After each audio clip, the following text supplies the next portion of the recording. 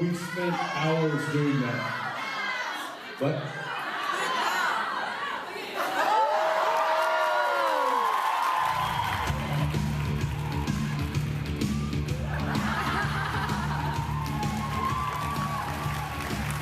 One more.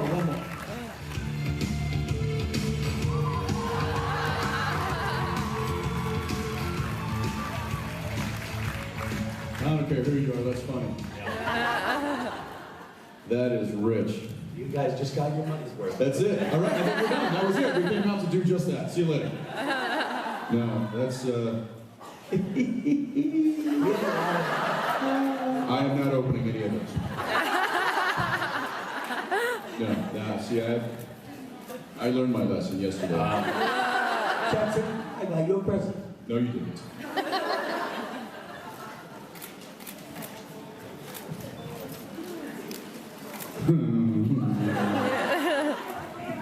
It's the other way around, genius. He's an angel, he doesn't understand a whole lot of tricks and gimmicks. It's... Show us, Daniela.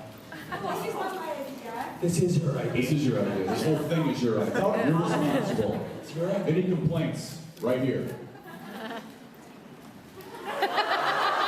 No. You keep it. We have, for the next 30 minutes, it's here. You have to stand up here. Yes. This is, what is this? Sport time. It's, just in case you guys are wondering, it's sport time. Anyway. You wanna, see now it's just, you know, we used to sit up here and talk about the show and the mythology and the... Wasn't that boring? It was, now, apparently now we're just dancing tricks and, well, that dancing that dancing trick is pretty good, I gotta be honest. I think the rabbit needs a voice, Misha. Okay, go for it.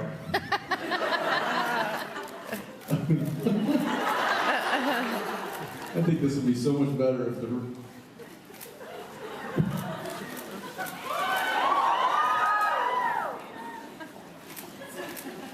This is much better.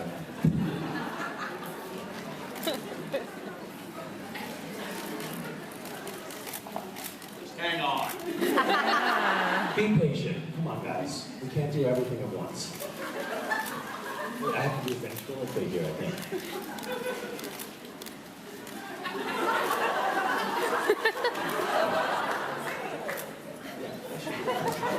This is better. This obviously was thought out. I understand. No. Yes. You. Ladies and gentlemen, I would like to introduce a friend of mine.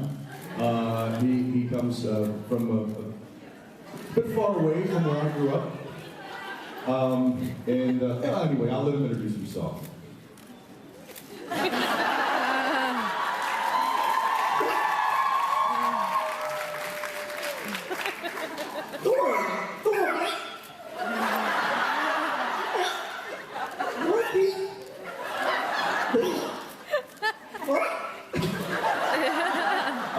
You're gonna have to.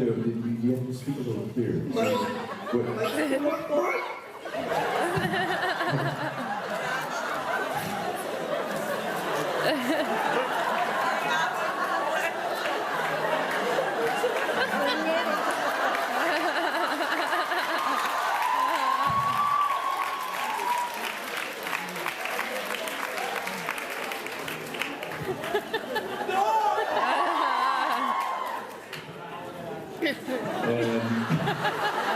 And that's what we call in the business missing the mark. Why, on God's green earth, are you opening up and can we just take some questions like normal people? What's that?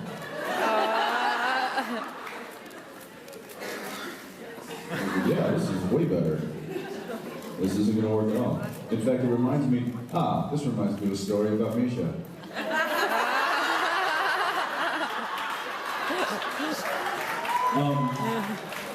I'm going to tell you a little story about what happened recently. One of my favorite stories to not tell. Yeah.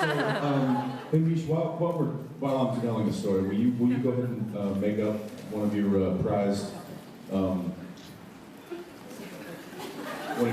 flying machines? Yeah, thanks. So there we are, shooting the show called Supernatural. In what did we call that? The war room? Yeah, but you should give the preamble of like what had happened that day. All right.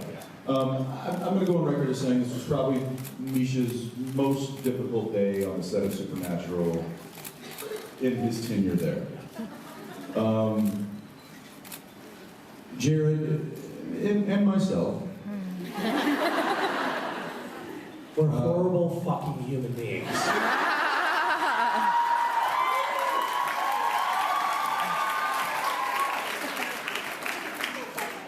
It's a bit strong. But accurate. Yeah, it was so much on the pranking end, and by pranking I use that term loosely. It's more of just messing with him on a constant basis. Anyway, it got to the point. It got to the point. It got to the point where people drove over from the studio to watch on the monitors while they made me lose my shit. And like everybody was like, Misha, I'm really sorry that happened. I have to say, it was kind of funny. I'm really sorry. It got to the point, it was so bad. The next day, he apologized. That's how bad it got. And like an honest, serious, like, hey man, I actually went home last night and thought about it. That was messed up. I'm sorry. That was uncool. I can't promise that it's not gonna happen again. But you know, I wanted to apologize. That was really unfair. That being said, Jared and I were really messing with it. It got so bad to where the camera guy who was operating the camera on his shoulder like this on Misha's coverage, while I'm standing right here. I don't know if I should tell this. Yeah, you should. Okay. Well, let's just say that he got into it, and while it was happening, and just reached down and undid his zipper and was going, while holding the camera and shooting his close-up, and Misha's just like, really, Rosie, you too? Come on! So anyway, as the day went on and Misha's frustration began to build and build and build and really get to a point that it was becoming kind of uncomfortable on set. And I will blame most of this on Jared because he really doesn't gauge when I could see that he was getting fed up. Could you? Because I couldn't see that you could see. I'm an actor. But Jared just kept going, and if he's still going, well, who am I to stand by and not enjoying it? So anyway, it got to the point where Misha was just like so frustrated, and he walks over and he spends some time by himself, and he gets up and in like a rage, he takes this paper airplane. I finally had my chance to get back at those motherfuckers. And here we come. They had a little bit where they were getting, the camera was just on them. Yeah. And so I got a paper airplane and I went like this. As we're, and do it, yeah, right, like literally, we're probably this far away, and he goes, you mother...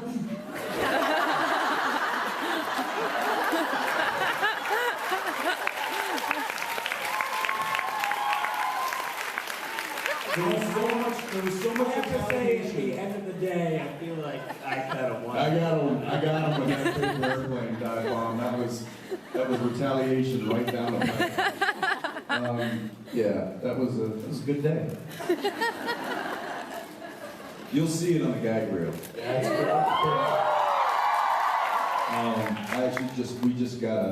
We get copies of the gag reel after they put together. They kind of need to ask us for our permission because there's some subjectable things that happen in the gag reel. And sometimes they need to be like, hey, are you guys okay with everybody seeing you act like complete idiots? And generally Jared and I are like, yeah, that's fine. No, they pretty much know we already. Have you ever had them take anything out of the gag reel? No. I actually have requested them to put things in. Yeah. Anyway, there's plenty of that day in that, so you'll see some of what Misha had to had to go through that. I still feel bad. I mean, not really. This one's kind of interesting. This one is. These both are for specific fans. So It says the craziest fan. Does anyone self-identify as the craziest fan? Who here among you is the craziest fan? Anyone? Literally hands shy. This woman shot Nuts. first and highest, so. Well, Show us how crazy. Yeah, show us crazy. She doesn't know. Not crazy enough. Why? Okay, that woman in the very back looks pretty crazy. So why don't you come up? Actually, how about this? Ooh, yeah, coffee? Yes. Oh. This will work. Here, pass this back to her. She's the crazy looking one in the back. Misha, espresso. Thank you. Can you pass this back, please? To the crazy one. She's the crazy one. Some espresso. She's got some on this. She's a little late today. They're trying to wake us up. That's a bad sign when they give you a coffee. When they give you a coffee without you asking, it's a bad sign. I think we should take a work break. Let's take a question. How about you? There's a lineup. We were having a perfectly good conversation. You were having a perfectly good conversation with yourself as usual. Let's start it. Go make an airplane. Hi. Hi guys. How are you? Hi. You might, Jensen, you might know. It's me. I know. Get a room, you two.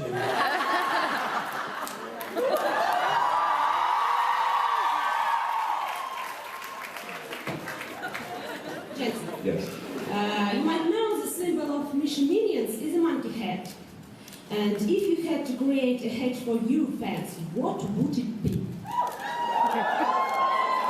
Bald cap? Repeat the question. You might know that the symbol for Mishus minions is a monkey head. If you had to create a head for your fan, what would it be?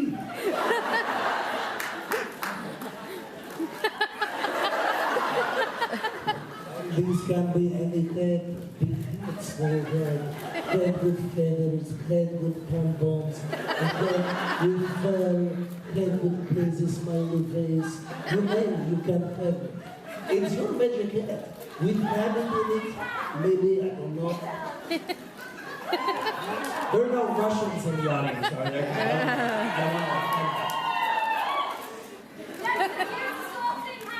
What? Assaulting hat? Yeah. You guys don't know what the hell that is.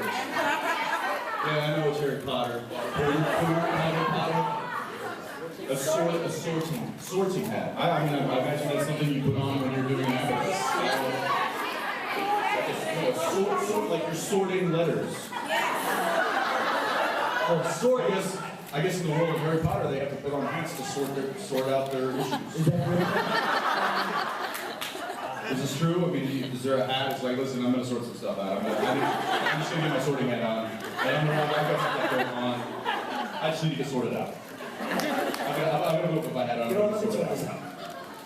What is a sorting hat? Let's not dive into that. Can we not? Yeah, can you pass your phone up, please? Don't. We'll change the picture and... Trust me, this just happened yesterday to me. I was like, hey, did you read the review in Variety about the season finale? It's actually really interesting. You should read it. And then I gave him the phone. I was like, oh, hang on, I gotta go front this first. And I came back in and I looked at my phone. I'm like, well, that's nice. That's not at all my wife and baby. And I won't tell you what it was. It wasn't child friendly. The photo, his locks. It wasn't anything friendly. I'm pretty sure it would offend anybody ever. No, there's a couple of No, You're probably right. It's pretty offensive. Pretty offensive. But it doesn't really stop there when either one of us get each other's phones. These photos. We go deep. You know the little sync from my iPhone? Oh yeah, I know, it's painful. Hey, but you know what? After I took the head off, I felt all sorted out. I was like, good to go. Yeah, you know the little like sync from my iPhone or emailed from my iPad. You can change that to be like, I have sex with donkeys, or you know something. And you gotta really kind of dig and see. There was a few things. Did you find the other thing? The thing? Sure. Yeah.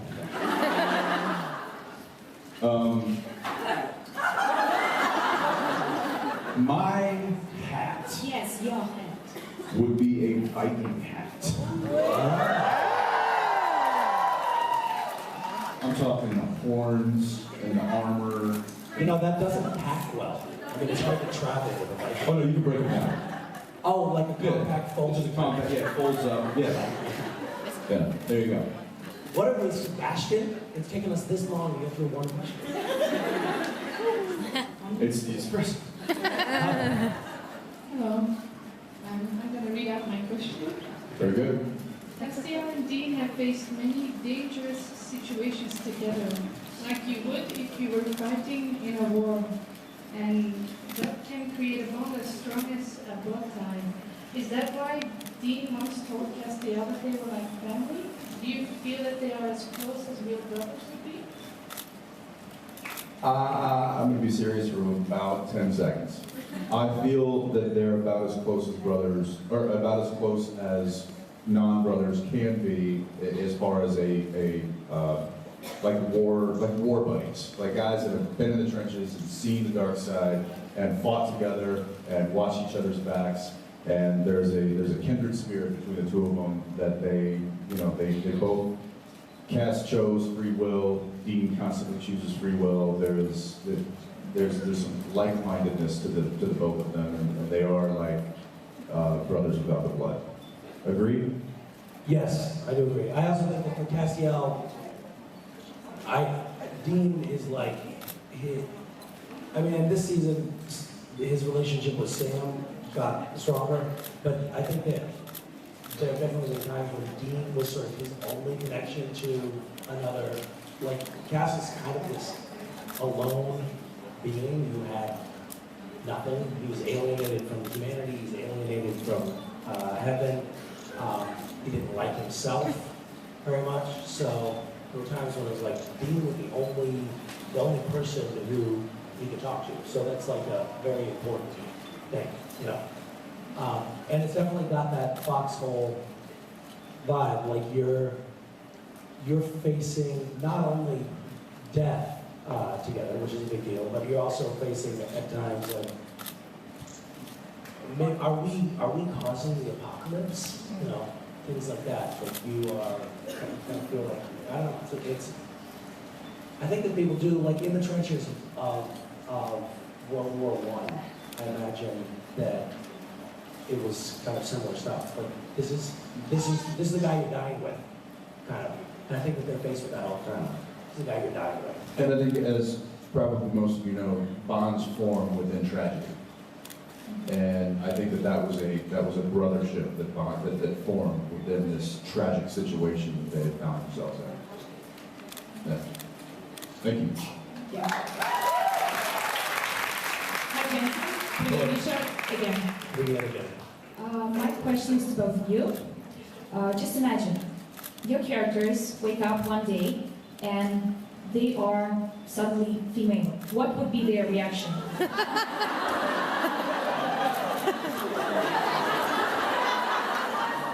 I think I can feel this one. I think Castiel would be very unfazed by it. And I think that Dean would probably play with himself. I think because as soon as she said that, what would be the reaction? My immediate reaction via Dean would be titties. I knew it!